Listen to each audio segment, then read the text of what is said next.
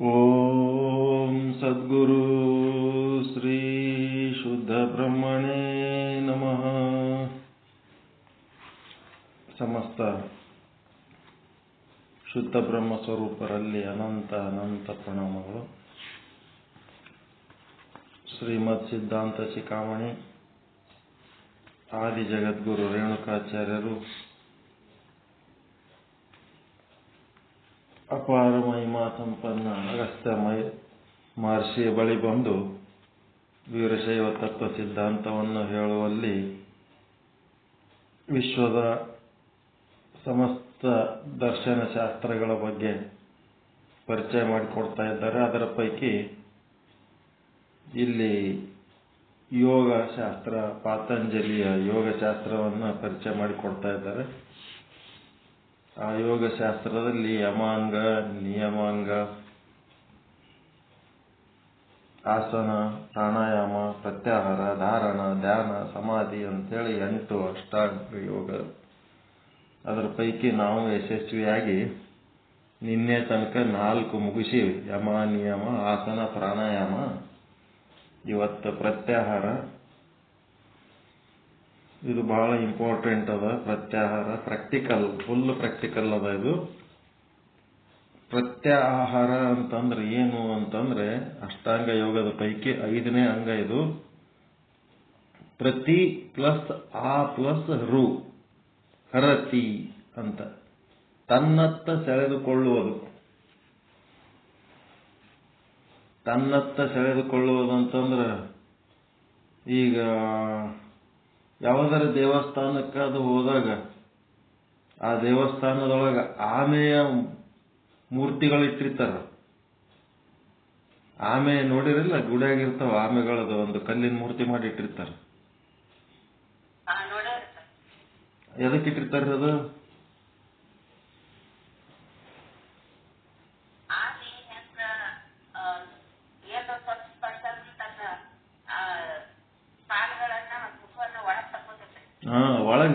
ಒಳಗೆ ಜಕ್ಕೊತ್ತದ ಅದು. ಪ್ರತ್ಯಾಹಾರ ಅಂತಂದ್ರೆ ತನ್ನೊಳಗೆ ತಾನು ಜಕ್ಕೊಂಡ್ಬಿಡೋದು, ಒಳಮುಖ ಅಂತರ್ಮುಖಿ ಆಗೋದು. ಅದೇ ರೀತಿ ಇಲ್ಲಿ ಪ್ರತ್ಯಾಹಾರ ಅಂತಂದ್ರೆ ಪ್ರತಿ ಪ್ಲಸ್ ಆ ಪ್ಲಸ್ ವೃತ್ತಿ ಅಂದ್ರೆ ತನ್ನತ್ತ ಸೆಳೆದುಕೊಳ್ಳುವುದು. ದನಗಾಯಿ ಬೆಳೆಗೆ ಬಾಯಿ ಇಕ್ಕುವ ದನವನ್ನು ಹಗ್ಗದಿಂದ ಹಿಂದೆ ಜಗ್ಗಿಕೊಳ್ಳುವುದು ಪ್ರತ್ಯಾಹರಣ. ಈ ದನಗಳಿಗೆ ಬಾಯಿಗೆ ದಾರದ್ದೊಂದು ಜಾಲಿ ಅಂತ ಕಟ್ಟುತ್ತಾರ. ನಮ್ಮ ಕಡೆ ಚಿಲ್ಕತ್ತೇನೋ ಅಂತಾರ, ಚಿಲ್ಕತ್ತೇನೋ ಅಂತಾರ. ಬಾಯಿಗೆ ಚಿಕ್ಕ ಚಿಕ್ಕ ಕಟ್ರಿ ಅಂತಾರ. ಚಿಕ್ಕ ರೀ, ಅದು ಬಾಯಿಗೆ ಅದು ಕಟ್ಟಿಬಿಟ್ರ ಹೊಲ್ದಾಗ, ಯಾರ ಹೊಲ್ದಾಗ ಹೋದ್ರೂ ಅದು ಏನೋ ಮೇಯ್ಲಕ್ಕೆ ಬರಂಗಿಲ್ಲ. ಬಾಯಿ ಬಂದ್ ಮಾಡಿಬಿಟ್ಟಿರ್ತಾರ. ಹಾಗೆ ಇಲ್ಲಿ ನಾವೆಲ್ಲ ದನಗಾಯಿಗಳು. ದೇಹ, ಇಂದ್ರಿಯ, ಮನಸ್ಸು, ಬುದ್ಧಿ ಇವೇನದವ ನಮ್ಮ ದನಗಳು. ನಾವು ದನ ಕಾಯೋರು. ಮತ್ತು ನಮ್ಮ ದನಗಳು ಯಾವಪ್ಪ ಅಂದ್ರೆ ನಮ್ಮ ದೇಹ, ಇಂದ್ರಿಯ, ಮನಸ್ಸು, ಬುದ್ಧಿ. ಅವೇನ್ ಮಾಡ್ತಾವ? ವಿಷಯಗಳತ್ತ ಹರಿತಾ ಇರ್ತಾವ. ಶಬ್ದ, ಸ್ಪರ್ಶ, ರೂಪ, ರಸ, ಗಂಧಗಳ ಕಡೆ ಹರಿಲಕ್ಕೆ ಹಚ್ಚಿಬಿಡ್ತಾವ. ಹರಿಯುವಾಗ ಅವುಗಳನ್ನ ವಿವೇಕ ಎಂಬ ಹಗ್ಗದಿಂದ ಜಗ್ಗಿ ಅಂತರ್ಮುಖಿಗೊಳಿಸುವುದು. ಇದೇ ಪ್ರತ್ಯಾಹರಣ.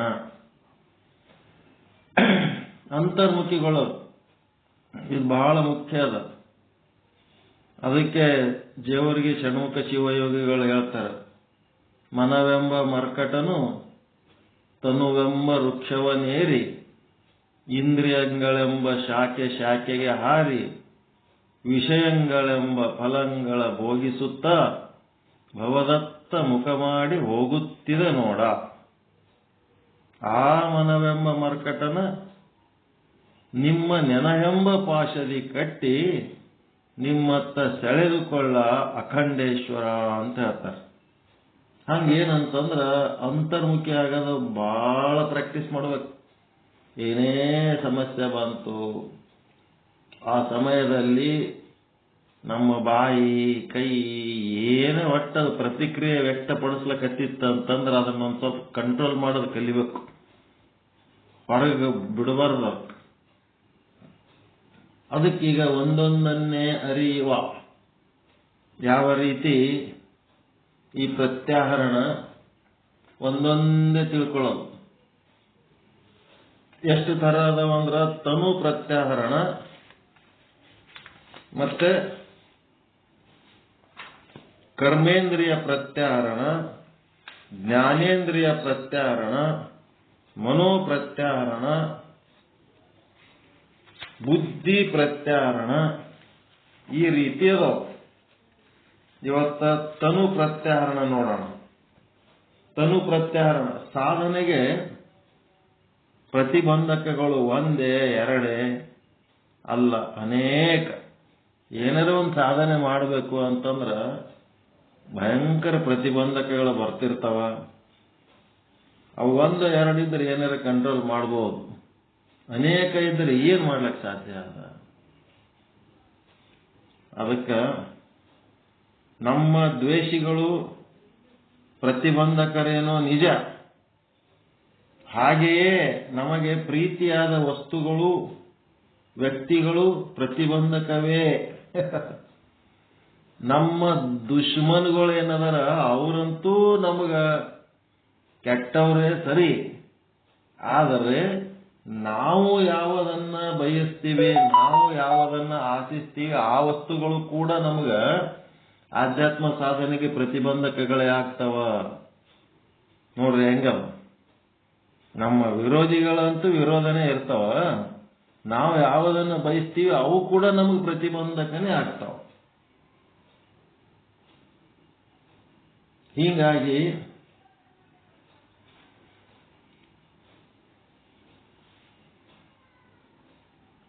ಉದಾಹರಣೆಗೆ ಹಾಲು ಬಹು ಪ್ರೀತಿಕರ, ಎಲ್ಲರೂ ಹಾಲು ಕುಡಿಬೇಕಂತಾರೆ. ಅದನ್ನ ಎದುರಿಗಿಟ್ಟು ಕಣ್ಣು ಮುಚ್ಚಿ ಕುಳಿತುಕೊಳ್ಳುತ್ತೇನೆ ಎಂದು ತಿಳಿ. ಆಗ ನನ್ನ ಮನಸ್ಸು ನೆನೆಯುವುದೇನು? ದೇವನನ್ನಲ್ಲ, ಬೆಕ್ಕಿನ ಬರವನ್ನು. ಕಣ್ಣು ಮುಚ್ಚಿ ಹಾಲು ಮುಂದಿಟ್ಕೊಂಡು ಕೂತ್ರ ಬೆಕ್ಕು ಬಂದು ಕುಡಿದ್ರೆ ಹೆಂಗಪ್ಪ ಅಂತ ಹೇಳಿ ಬೆಕ್ಕಿನ ಬಗ್ಗೆ ನಮ್ಗೆ ವಿಚಾರ ಬರ್ತದೆ, ದೇವರ ಬಗ್ಗೆ ವಿಚಾರ ಬರಂಗಿಲ್ಲ.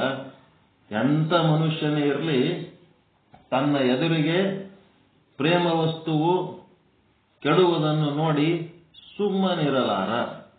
ಒಂದು ಕಥೆ ಇದೆ.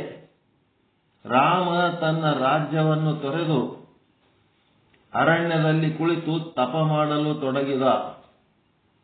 ಮಹಾರಾಜನೇ ಇಲ್ಲವಾದ ಮೇಲೆ ಪ್ರಜೆಗಳ ಸುಖ ದುಃಖ ನೋಡುವವರು ಯಾರು? ಪ್ರಜೆಗಳ ಸುಖ ದುಃಖ ಯಾರು ನೋಡ್ತಾರ? ಎಲ್ಲೆಡೆಗೂ ಚಿಂತೆಯ ವಾತಾವರಣ ತುಂಬಿತು. ಕೆಲವು ಬಲ್ಲ ಜನ ಕಲೆತು ಒಂದು ನಿರ್ಣಯಕ್ಕೆ ಬಂದರು. ರಾಮನಿಗೆ ಪ್ರೀತಿಯವ ಹನುಮಂತ, ರಾಮನನ್ನು ತಪ ಬಿಡಿಸಿ ಕರೆತರಲು ಅವನನ್ನೇ ಕಳಿಸಬೇಕು ಅಂತೇಳಿ ಇದು ಅವರ ನಿರ್ಣಯ. ಅದರಂತೆ ಹನುಮಂತ ರಾಮನು ಕಣ್ಣು ಮುಚ್ಚಿ ಕುಳಿತ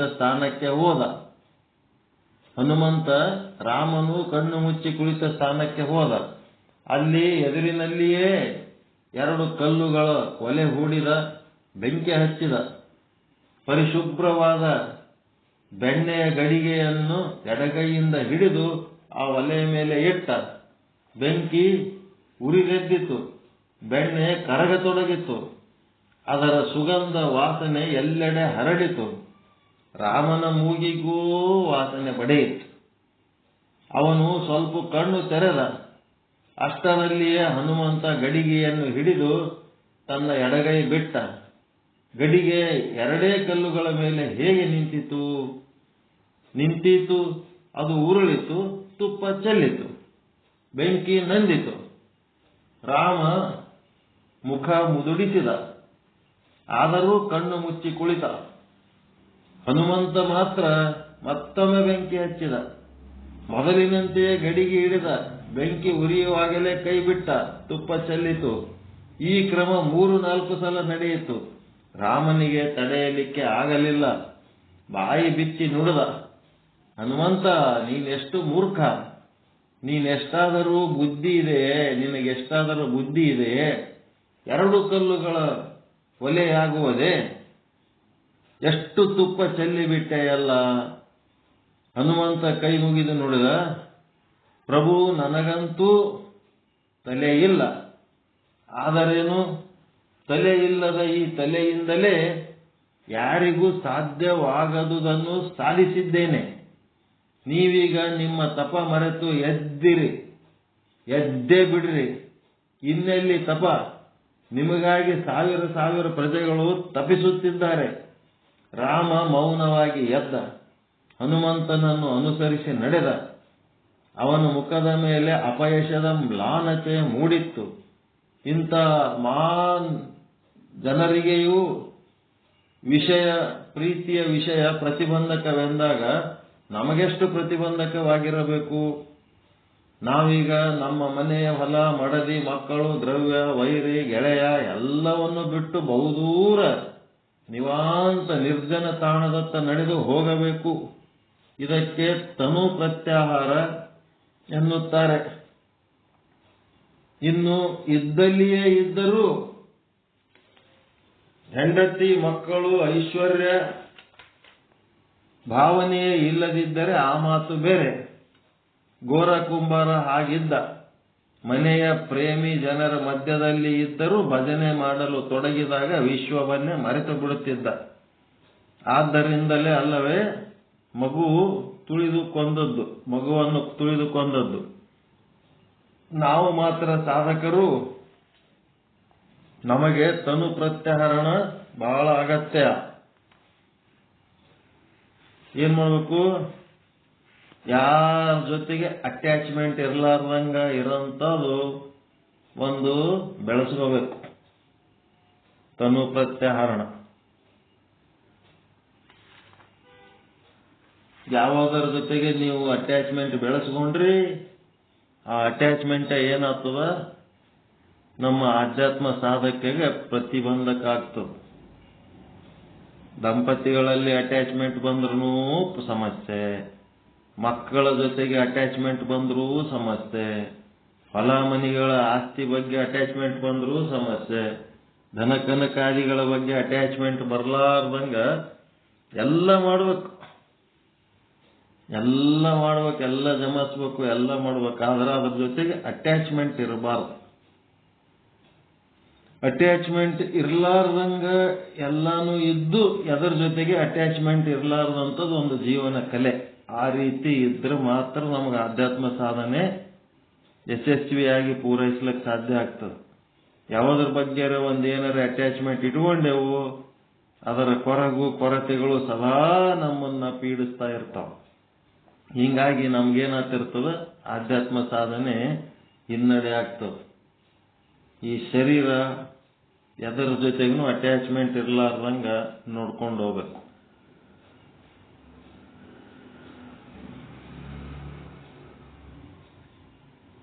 ಸಾಕ್ರಟೀಸನ್ ಕತ್ತಿ ಗೊತ್ತದ?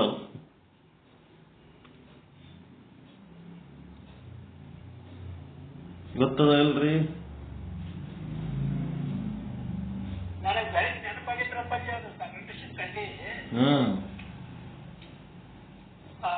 ಕಟ್ಟಿ ಮೇಲಿಂದ ಒಳಕಾಲ ಏನಿಂದ ಏನೇನಪ್ಪ ದೃಷ್ಟಾಂತ, ಒಂದು ಒಳಕಾಲು ಮಾಡಿ ಹೆಚ್ಚು ಕಡೆ ಒಂದು ಟೋಕಾಂತು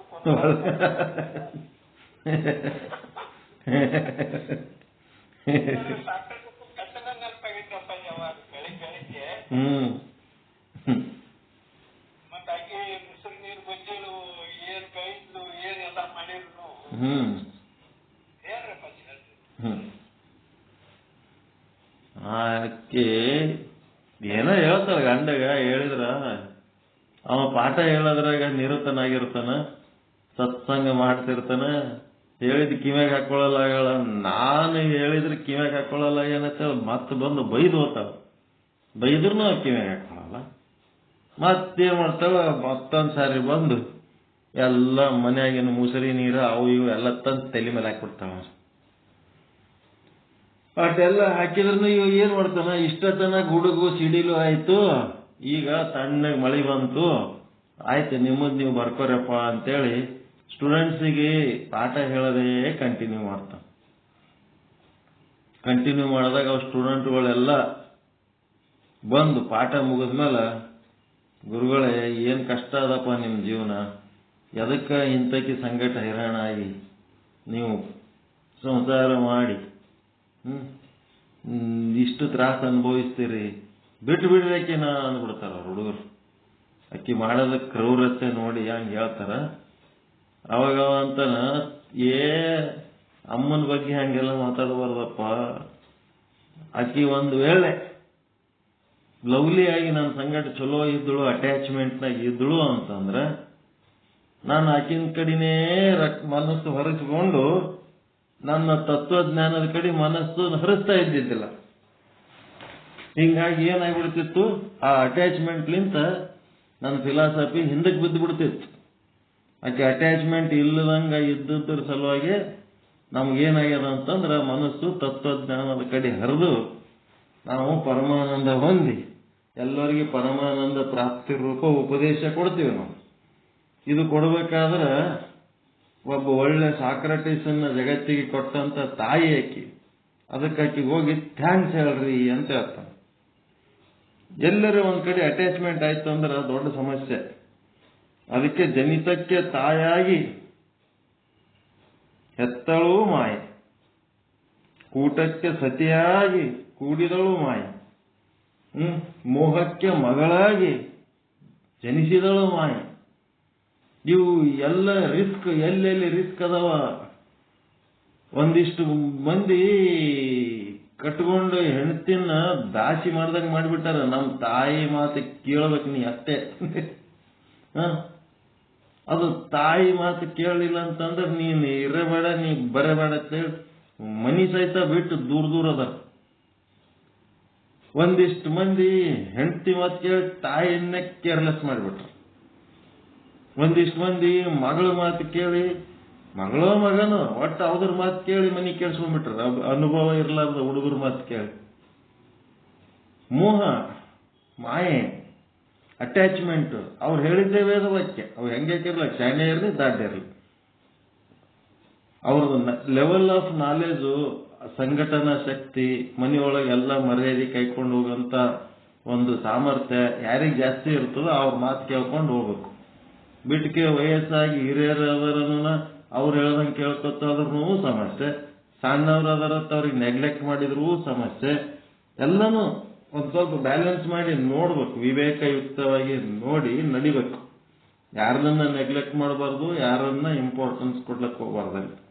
ಎಲ್ಲರೂ ಒಳ್ಳೆ ಸೌಹಾರ್ದದಿಂದ ಹೊಂದಿಕೆ ಮಾಡಿಕೊಂಡು ಸಂತೋಷದಿಂದ ಇರೋದು ಮುಖ್ಯ. ಅದಕ್ಕೆ ಅಟ್ಯಾಚ್ಮೆಂಟ್ ಅನ್ನೋದೇ ಒಂದು ಪಾಯ್ಸನ್ ಇದ್ದಂಗೆ. ಎಲ್ಲ ಸಂಬಂಧಗಳು, ಸಂಪತ್ತುಗಳು ಇದ್ದಾಗೂ ಸಹಿತ ಅಟ್ಯಾಚ್ಮೆಂಟ್ ಇಲ್ಲದಂಗೆ ಇರ್ತೀರಾ ಇಲ್ಲ. ಏನು ಅಟ್ಯಾಚ್ಮೆಂಟ್ ಇರ್ಲಾರ್ದಂತ ಒಂದು ಸ್ಥಿತಿ ಅನುಭವಿಸ್ತೀರಾ ಇಲ್ಲ ದಿನ? ಯಾವಾಗ ಏನ್ರಿ? ಎದ್ರಾಗ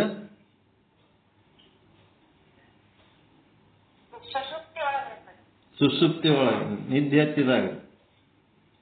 ಹತ್ತಿದಾಗ ಬಗಲಿಗೆ ಎಲ್ಲ ದಂಪತಿಗಳಿರ್ತಾರ, ಮಕ್ಕಳಿರ್ತಾರ, ರೊಕ್ಕ ರೂಪಾಯಿ ಬಂಗಾರ ಆಸ್ತಿ ಹೊಲ ಮನಿ ಏನೆಲ್ಲ ಇದ್ರೂ ಸಹಿತ ನಿದ್ದ್ಯಾಗ ಎದರ ಜೊತೆಗೂ ಅಟ್ಯಾಚ್ಮೆಂಟ್ ಇರಲ್ಲ. ನಿದ್ದ್ಯಾಗ ಅಷ್ಟ್ಯಾಕೆ ಸುಖ ಇರ್ತದ, ನಿದ್ದೆ ಯಾಕಷ್ಟು ಚಲೋ ಇರ್ತದ, ಸುಖ ಯಾಕೆ ಆಗ್ತದ? ಅಟ್ಯಾಚ್ಮೆಂಟ್ ಇಲ್ಲದಕ್ಕೆ. ಮತ್ತೇನು ನಿದ್ದ್ಯಾಗ ಹೆಂಗ್ ಅಟ್ಯಾಚ್ಮೆಂಟ್ ಇಲ್ದಂಗೆ ಇರ್ತೀರಿ, ಎದ್ದಾಗನು ಹಂಗೆ ಇದ್ರಿ ಅಂತಂದ್ರೆ ಅದು ವರಜಾಗ್ರ. ಆ ವರಜಾಗ್ರ ಸಿದ್ಧಿ ಮಾಡ್ಕೊಳ್ಳೋದ್ರ ಸಲುವಾಗಿ ನಿದ್ದೆ ಇದು ಒಂದು ಸ್ಯಾಂಪಲ್ ಕೊಡ್ತಿರ್ತಾನೆ ಪರಮಾತ್ಮ ಪ್ರತಿನಿತ್ಯ. ಎಲ್ಲಾನು ಇದ್ರೂ ಸಹಿತ ಅದರ ಜೊತೆಗೆ ಅಟ್ಯಾಚ್ಮೆಂಟ್ ಇರ್ಲಾರ್ದಂಗೆ ಇದ್ರಿ ಅಂತಂದ್ರೆ ನೀವು ಸುಖವಾಗಿರ್ತೀರಪ್ಪ ಅಂತೇಳಿ ಒಂದು ದಾರಿ ತೋರಿಸ್ತಿರ್ತಾನೆ ಪರಮಾತ್ಮ.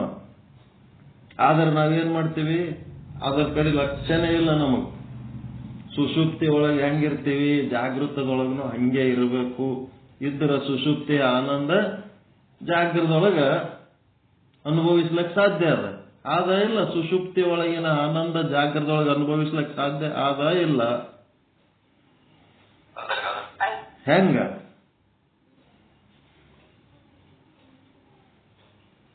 ಸಾಧ್ಯ ಅದ? ಅಟ್ಯಾಚ್ಮೆಂಟ್ ಇರ್ಲಾರ್ದಂಗೆ ಇದ್ರೆ ಸಾಧ್ಯ, ಹೌದಿಲ್ಲ? ಅಟ್ಯಾಚ್ಮೆಂಟ್ ಇಲ್ಲದಂಗ ನಿದ್ಯಾಗ ಹೆಂಗ್ ಅಟ್ಯಾಚ್ಮೆಂಟ್ ಯಾವಾಗನು ಲಿಪ್ತತೆ ಇರ್ಲಾರ್ದಂಗ ನಿರ್ಲಿಪ್ತವಾಗಿ ಹೆಂಗಿರ್ತೀವಿ ಹಂಗ ಜಾಗೃತದೊಳಗನು ನಿರ್ಲಿಪ್ತವಾಗಿ ಇದ್ರೆ ಏನಾಯ್ತು?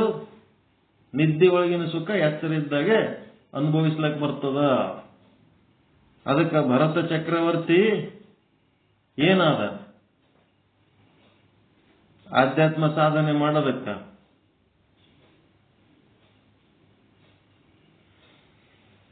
ಭರತ ಚಕ್ರವರ್ತಿ ಏನಾದ? ಆಧ್ಯಾತ್ಮ ಸಾಧನೆ ಮಾಡುವುದಕ್ಕ ಜಡಭರತ ಅದ. ಜಡಭರತ ಅಂದ್ರೆ ಜಡ ವಸ್ತು ಹೆಂಗಿರ್ತದ ಹಾಂಗ. ಕಣ್ಣಗ ಕಾಣ ಶಕ್ತಿ ಇದ್ರೂ ನೋಡೋದಿಲ್ಲ, ಕಿವ್ಯಾಗ ಕೇಳ ಶಕ್ತಿ ಇದ್ರೂ ಕೇಳೋದಿಲ್ಲ, ಕಾಲಾಗ ನಡೆಯುವ ಶಕ್ತಿ ಇದ್ರೂ ಚಲಿಸಂಗಿಲ್ಲ, ಕೈಯಾಗ ಏನು ವ್ಯವಹಾರಗಳು ಮಾಡವಿದ್ರು ಮಾಡ್ಲಕ್ ಎಲ್ಲ ಸಾಧ್ಯ ಇದ್ರು ಏನು ಮಾಡಂಗಿಲ್ಲ. ಜಡ ವಸ್ತು ಆದಂಗೆ ಆಗ್ಬಿಟ್ಟ. ಆ ರೀತಿ ಇದ್ದಾಗ ಏನಾಗ್ತದ?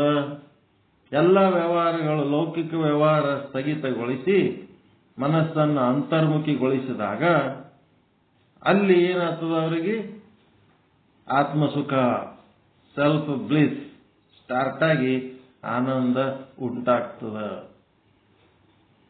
ಅದಕ್ಕೇನ್ ಮಾಡ್ತೀರಿ? ಪಾಠ ಕೇಳಿದ್ಮೇಲೆ ಸುಮ್ಮನೆ ಕೇಳಿ ಹೇಳಿ ಬಿಡೋದಿಲ್ಲ. ಎಲ್ಲೆಲ್ಲಿ ಅಟ್ಯಾಚ್ಮೆಂಟ್ ಬೆಳಿಲಕತ್ತದ ಸ್ವಲ್ಪ ನೋಡಿಕೆ ಅದು ಅಟ್ಯಾಚ್ಮೆಂಟ್ ಕಂಟ್ರೋಲ್ ಮಾಡ್ಕೋಬೇಕು.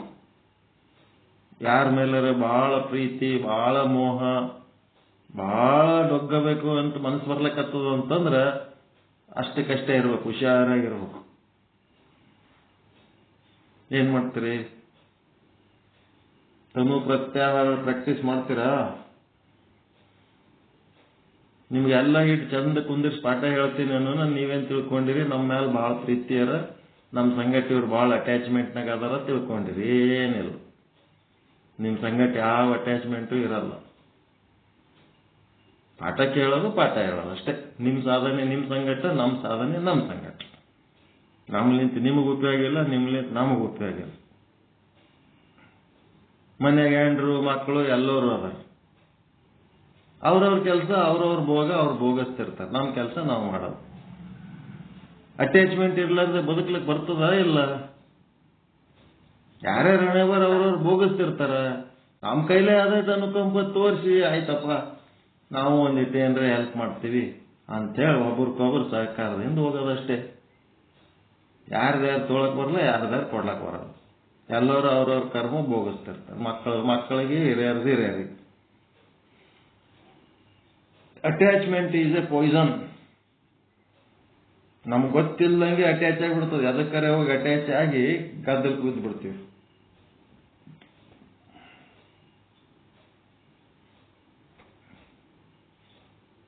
ಅದಕ್ಕೆ ಆ ಒಂದು ವಿಷಯದಾಗ ಬಹಳ ಹುಷಾರಿರ್ಬೇಕು. ಯಾರ ಜೊತೆಗೆ ಅಟ್ಯಾಚ್ಮೆಂಟ್ ಬರ್ಲಾರ್ದಂಗ ಬ್ಯಾಲೆನ್ಸ್ ಮಾಡ್ಕೊಂಡು ಹೋಗ್ಬೇಕು. ಯಾರು ನಿಮಗೆ ಅನುಕೂಲದಾಗದಾರ ಅವ್ರ ಮೇಲೆ ಅಟ್ಯಾಚ್ಮೆಂಟ್ ಬರ್ತದೆ. ಅನುಕೂಲ ಇರಲಿ, ಎಷ್ಟರೇ ಅನುಕೂಲ ಇರಲಿ, ಆದ್ರೆ ಅಟ್ಯಾಚ್ಮೆಂಟ್ ಇರ್ಲಾರ್ದೆ ಅನುಕೂಲಕರವಾಗಿರ್ಲಕ್ಕೆ ಬರ್ತದೆ.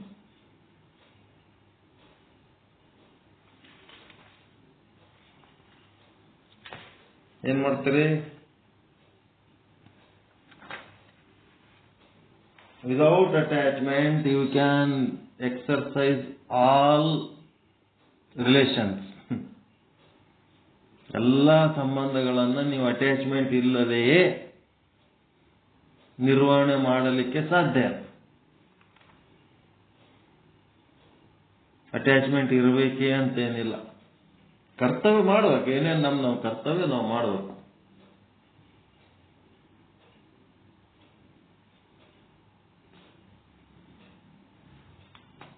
ನಮ್ಮ ಮಗಳಿಗೆ ಅದೇ ಬೇಜಾರು, ನಮ್ಮ ಮಗಳು ಅದೇ ಅಂತಿರ್ತಾಳ.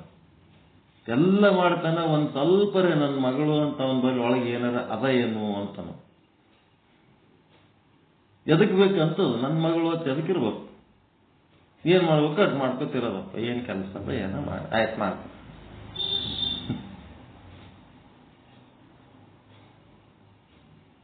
ಏನಿರ್ತಾವ ಅವ್ರವ್ರ ಜವಾಬ್ದಾರಿಗಳು ಅವ್ರಿಗೆ ಮಾಡಿ ನಾವು ತಲೆ ಫ್ರೀ ಇಟ್ಕೊಂಡ್ಬಿಡ್ಬೇಕು.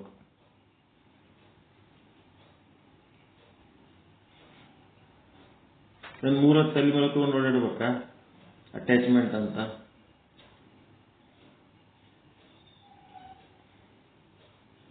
ಇದು ಪ್ರಾಕ್ಟಿಕಲ್, ಇದು ಬರೀ ಥಿಯರಿ ಅಲ್ಲ. ನಾವ್ ಏನ್ ಮಾತಾಡಿ ಉಪಯೋಗ ಇಲ್ಲ. ಯಾವ್ದಾರ ಜೊತೆಗೆ ಅಟ್ಯಾಚ್ಮೆಂಟ್ ಬರಬಾರ್ದು.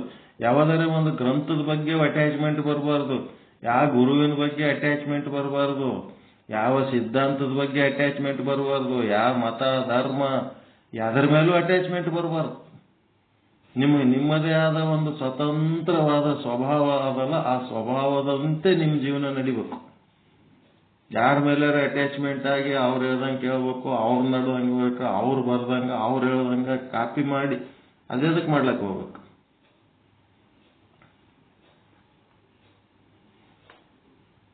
ಎದಕ್ಕೂ ಅಟ್ಯಾಚ್ ಆಗಬಾರ್ದು. ಧರ್ಮ ಅಂದ್ರೆ ಏನು? ನಿಮ್ಮದೇ ಆದ ಒಂದು ಸ್ವಂತ ಸ್ವಭಾವದ, ಆ ಸ್ವಭಾವವನ್ನು ಹಿಡ್ಕೊಂಡು ಉದ್ಧಾರ ಆಗಬೇಕು.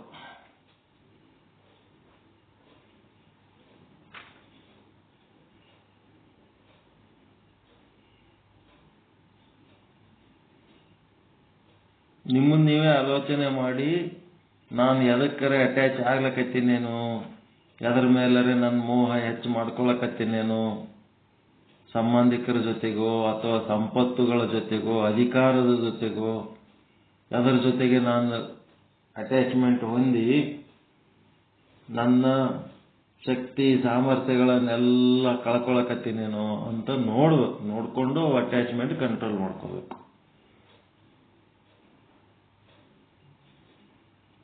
ಎಲ್ಲ ಮಾಡ್ರಿ, ಅಟ್ಯಾಚ್ಮೆಂಟ್ ಇಲ್ಲದೆ ಮಾಡ್ರಿ.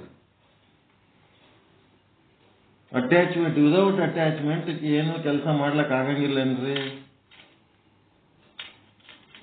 ಒಂದು ಕರ್ತವ್ಯ ಅಂತೇಳಿ ಮಾಡ್ಲಕ್ ಆಗಂಗಿಲ್ಲ.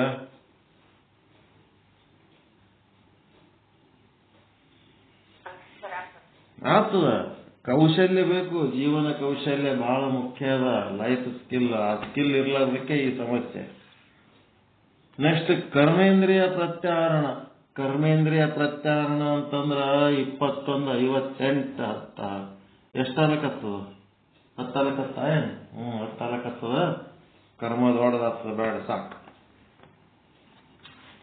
ನಾವು ಫಿಸಿಕಲಿ ಎಲ್ಲಿ ಅಟ್ಯಾಚ್ ಆಗ್ಲಕತ್ತೀವಿ ನೋಡಿ, ಫಸ್ಟ್ ಈ ತನು ಪ್ರತ್ಯಾಹರಣದ್ದು ವಿಚಾರ ಮಾಡಿ ಅದರ ಬಗ್ಗೆ ಸ್ವಲ್ಪ ಕಂಟ್ರೋಲ್ನಾಗ ಇರೋದು ಕಲಿಬೇಕು.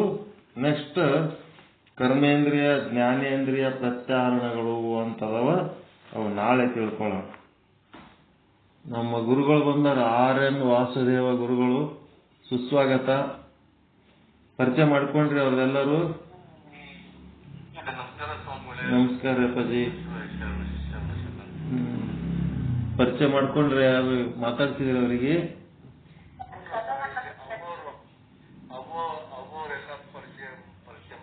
ಮಾಡ್ಕೊಂಡ್ರಿ. ಕಲ್ಯಾಣಪ್ಪ ಅವರು, ಕಾಡಪ್ಪ ಅವರು ಮಾತಾಡ್ಸ್ರಿ. ಬಾಪ್ರಿ ಚಂದ್ರಕಾಂತ್ ಅವರು, ಪ್ರಕಾಶ್ ಕಂಬಿ ಅವರು, ಚಚ್ಚಡಿ ಅವರು ಎಲ್ಲರೂ ಮಾತಾಡ್ಸ್ರಿ ಅವ್ರಿಗೆ. ಅವರು ಸಿದ್ದೇಶ್ವರ ಸ್ವಾಮಿಗಳ ಎಲ್ಲ ಸಾಹಿತ್ಯ ಅಧ್ಯಯನ ಮಾಡ್ಯಾರ. ಅವರು ನಮಗ ಅಭಿನವ ಸಿದ್ದೇಶ್ವರ ಸ್ವಾಮಿಗಳು ಇದ್ದಂಗೆ ಈಗ ನಮಗವರು ಹಿರಿಯರು.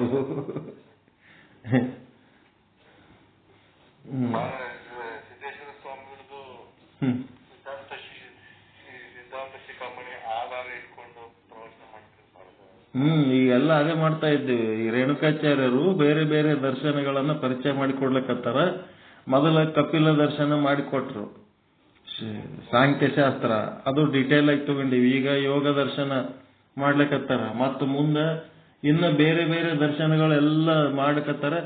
ನಾವೀಗ ಸಿದ್ಧಾಂತ ಶಿಖಾಮಣಿ ಬಿಟ್ಟು ಬೇರೆ ಬೇರೆ ದರ್ಶನಗಳಿಗೆ ಹೋಗೋದಕ್ಕಿಂತ ನಾವೇನ್ ಮಾಡ್ತೀವಿ, ಈಗ ಮುಂದೆ ಸಿದ್ಧಾಂತ ಶಿಖಾಮಣಿ ಕಂಟಿನ್ಯೂ ಮಾಡ್ತೀವಿ. ಇದು ಅಷ್ಟಾಂಗ ಯೋಗ ಮುಗಿದ್ಮೇಲೆ ಬೇರೆ ದರ್ಶನಗಳು ಏನ್ ಪರಿಚಯ ಮಾಡ್ಯಾರ ಅವು ಇನ್ನೊಂದು ಬೇರೆ ಅಧಿವೇಶನ ಇಟ್ಕೊಂಡು ಅವು ಕಂಪ್ಲೀಟ್ ಮಾಡ್ತೇವೆ ಬೇರೆ ಅವಧಿಯಲ್ಲಿ.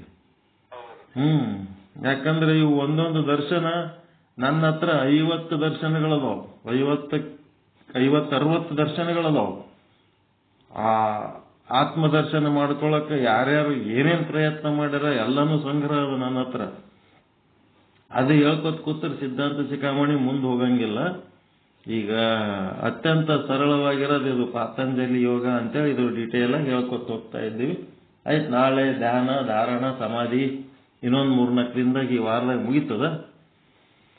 ಮುಗೀತಂದ್ರೆ ಸಿದ್ಧಾಂತ ಶಿಖಾಮಣಿ ಮುಂದಿನ ಶ್ಲೋಕ ಹೇಳ್ತೀವಿ. ನಮ್ಮ ಕಲ್ಯಾಣಪ್ಪ ಅವರು, ಕಂಬಿ ಪ್ರಕಾಶ್ ಅವರು, ಮತ್ತಿನ್ನ ಯಾರು ನಮ್ಮ ಜಾಲಿಮಂಚಿ ಅವರು ಎಲ್ಲರೂ ಇವರು ಸಿದ್ಧಾಂತ ಶಿಖಾಮಣಿ ಎಕ್ಸ್ಪರ್ಟ್ ಅದಾರ್ರಿ. ಎಲ್ಲ ಚಲೋ ಶ್ಲೋಕಗಳು, ಅರ್ಥಗಳು, ಪಾರಾಯಣ ನಮ್ಮ ಗೌರಮ್ಮ ಅವರು ಪಾರಾಯಣ ಮಾಡ್ತಾರ. ಎಲ್ಲರೂ ಎಲ್ಲ ಚಲೋ ಅದ. ಕಲ್ಯಾಣಪ್ಪ ಗುರುಗಳು ಎಲ್ಲಿ ಅದಿರ ಏನು ಲೈನ್ದಾಗ?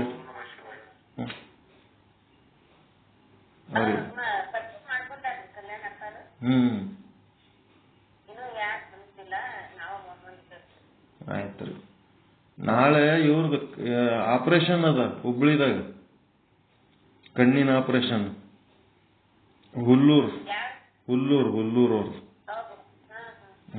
ತೋರ್ಸ್ಕೊಂಡಾರ. ಸುಮ್ ರಾತ್ರಿ ಅಲ್ಲೇ ಇದ್ದಕ್ಕೆ ಮುಂಜಾನೆ ಆಪರೇಷನ್ ಮಾಡ್ಕೊಂಡು ಬರೋದ್ ಬಿಟ್ಟಕ್ಕೆ ಅಲ್ಲಿ ರಾತ್ರಿ ಎಲ್ಲಿರೋದತ್ತೆ ಮತ್ತೆ ಒಳ್ಳೆ ಊರಿಗೆ ಬರ್ಲಕತ್ತಾರ. ಮಧ್ಯಾಹ್ನ ಫೋನ್ ಹಚ್ಚಿದ್ರೆ ಎತ್ತಲಿಲ್ಲ.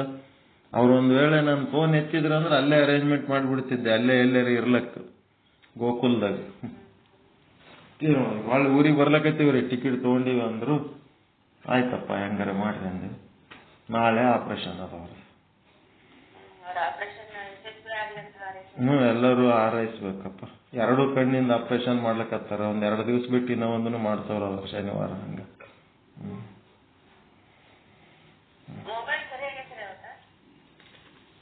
ಮೊಬೈಲ್ ರಿಪೇರಿ ಆಗ್ಯದಂತ. ರಿಪೇರಿ ಆಗ್ಯದ್ರಿ, ಕಣ್ಣಿನ ಆಪರೇಷನ್ ಆಗ್ಯದಂತ. ಅದ್ರ ಸಲುವಾಗಿ ಮೊಬೈಲ್ನಾಗ ಚಲೋ ಮಾತಾಡಿದ್ರು. ಓಕೆ. ಪರಮಾನಂದ ಪ್ರಾಪ್ತಿ ಭವ, ಸರ್ವ ದುಃಖ ನಿವೃತ್ತಿ ಭವ, ಇಷ್ಟಾರ್ಥ ಸಿದ್ಧಿರಸ್ತು, ಯಶಸ್ವಿ ಭವ. ಜೈ ಶುದ್ಧ ಬ್ರಹ್ಮ, ಜೈ ಶುದ್ಧ ಬ್ರಹ್ಮ. ಓಂ ಶಾಂತಿ ಶಾಂತಿ ಶಾಂತಿ. ಶರಣು ಶರಣಾರ್ಥಿ. ನಮ್ಮ ವಾಸುದೇವ ಗುರುಗಳಿಗೂ ಮಾತಾಡ್ಲಿಕ್ಕೆ ಅವಕಾಶ ಕೊಡ್ರಿ. ಯಾವ್ದಾರ ಗ್ರಂಥ ತಗೊಂಡು ಹೇಳ್ತಾರ. ಅವ್ರಿಗೆ ಒಂದ್ ಸ್ವಲ್ಪ ಜೊತೆಗೆ ಕರ್ಕೊಂಡು ಹೆಜ್ಜೆ ಹಾಕಸ್ರಿ ಎಲ್ಲ. ಓಕೆ. ಶನಿವಾರ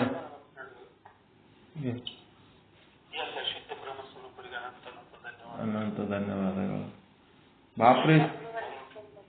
ಬಾಪ್ರಿ ಗುರುಗಳು ಏನ್ ಹೇಳಿದ್ರಿ ಇವತ್ತ? ಚಂದ್ರಕಾಂತ್ ಬಾಪ್ರಿ ಅವರು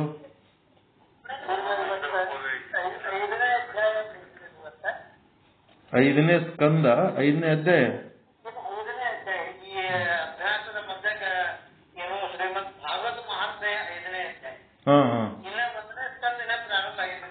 ಹೌದಾ?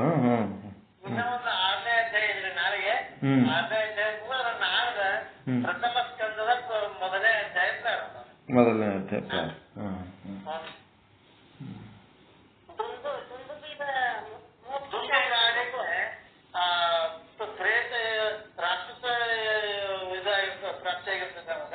ಶ್ರೀಮಂತ್ ಭಾಗವತ ಮಹಾಪುರಾಣ ಕೇಳೋದ್ರಿಂದ ವೈಕುಂಠ ಪ್ರಾಪ್ತಿ ಆಗ್ತಾರೆ. ಪ್ರೇತ ಇವನಿಗೆ ಹೋಗಿ ವೈಕುಂಠ ಪ್ರಾಪ್ತಿ ಆಗುವಂತ ಸನ್ನಿವೇಶ ಇವತ್ತ ಪಾರಾಯಣ.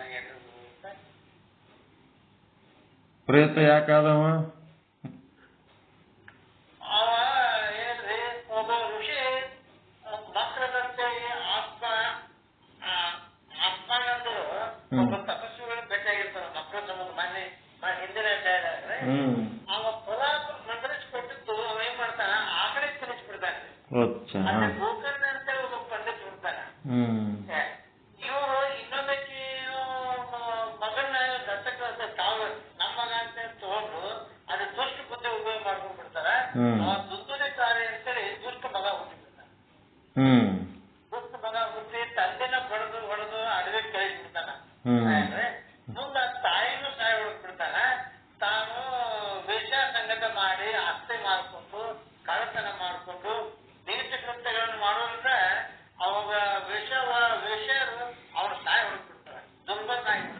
ತಮ್ಮನ್ನ ಹೊರಗೆ ಹಾಕಿರ್ತಾನ, ಅವ್ರ ತಮ್ಮನ್ನ ಹೊರಗೆ ಹಾಕಿಬಿಟ್ಟಿರ್ತಾನ.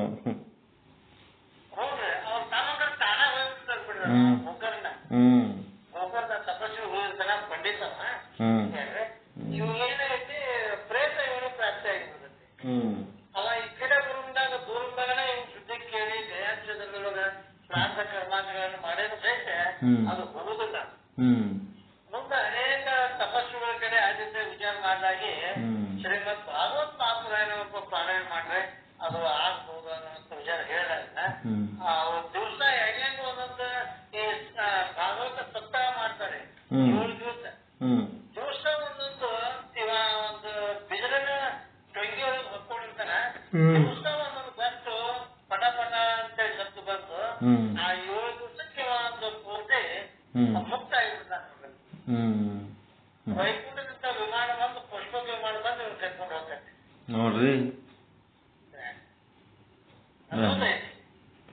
ಅವನ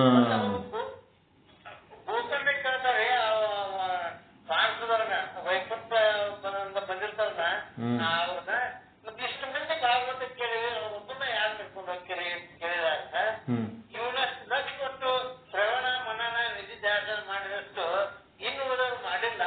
ಇನ್ನೊಮ್ಮೆ ನೀವು ಪಾರಾಯಣ ಮಾಡ್ರಿ ಅವಾಗ ಪ್ರಕಾರ ಸಾಧ್ಯಾಗಿ ಇವ್ರನ್ನ ಕರ್ಕೊಂಡು ಹೋಗ್ತೀರಿ ಅಂತ ಹೇಳಿ ಮಾತು ಕೊಡ್ತಾರೆ.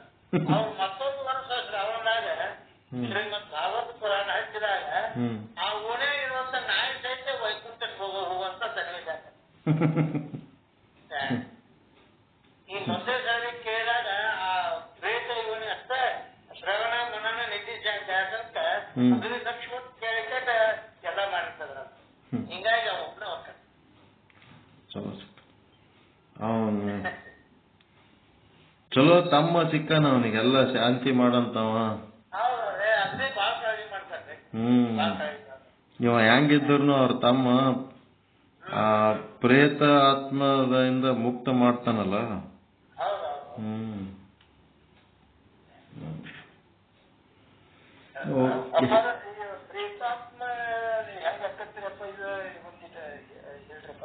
ಗಾಳಿ ಒಳಗೆ ಗಾಳಿ ಬೆರೆಯಂಗಿಲ್ಲ. ಪಂಚಭೂತಗಳಲ್ಲಿ ಪಂಚಭೂತಗಳು ಲೀನ ಆಗ್ಬೇಕಲ್ರಿ.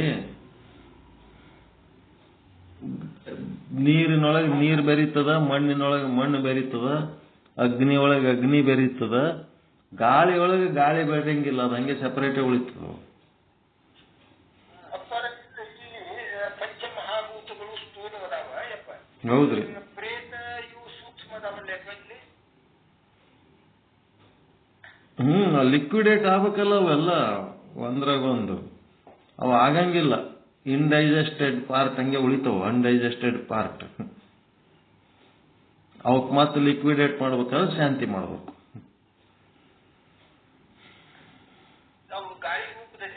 ಗಾಳಿ ರೂಪದಾಗ ಇರ್ತಾವ.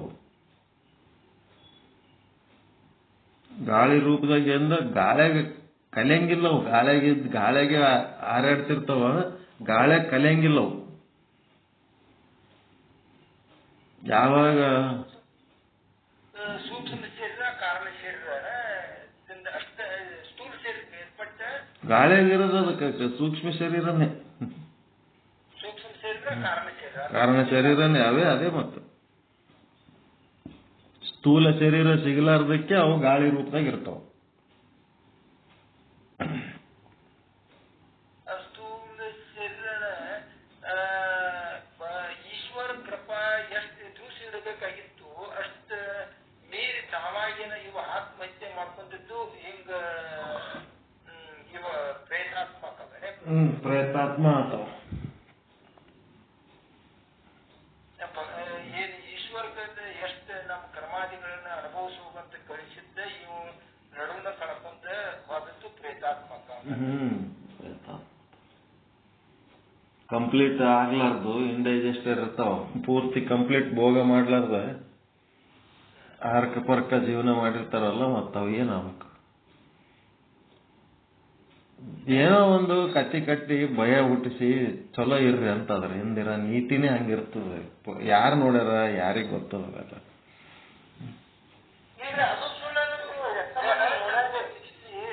ಇದನ್ನ ಎಲ್ಲರೂ ಅಂತಾರೆ. ನಾವು ಅದನ್ನು ಗಳಿಸಿದ್ದೇವೆ. ಸೂಕ್ಷ್ಮ ಶರೀರ ಕಾರಣ ರೀತಿಯನ್ನು ನಾವು ನಂಬ್ತೀವಲ್ಲ ಹ್ಮ್ ಅದೇ ರೀತಿಯ ಇದನ್ನ ಪ್ರೇತಾತ್ಮನು ನಂಬಲೇಬೇಕಾದ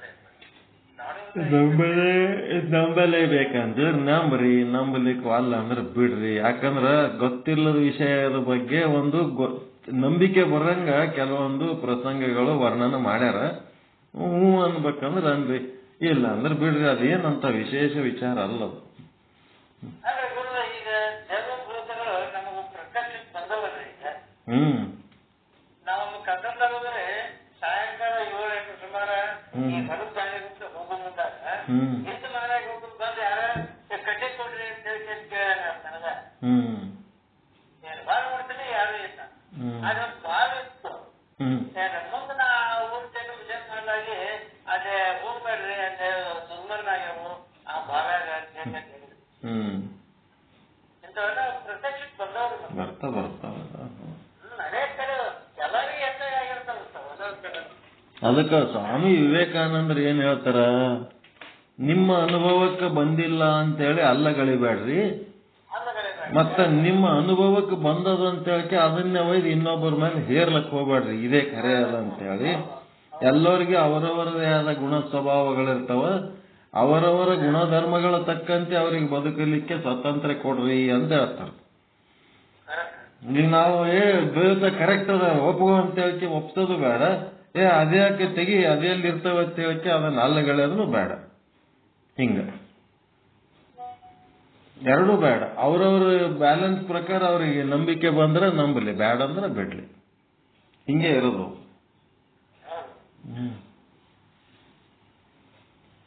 ಓಕೆ, 11 ಆಯ್ತು ಟೈಮು. Sorry for disturbance. ಚೆನ್ನಾಗಿರ್ರಿ, ಒಳ್ಳೇದಾಗಲಿ. 10 ಆಗ್ಯದ 11 ಆಗತ್ತೆ, 10 ಆಗ್ಯದ ಕರೆಕ್ಟ್ ಟೈಮ್ ಮಾಡಾಯ್ತು. ಓಕೆ.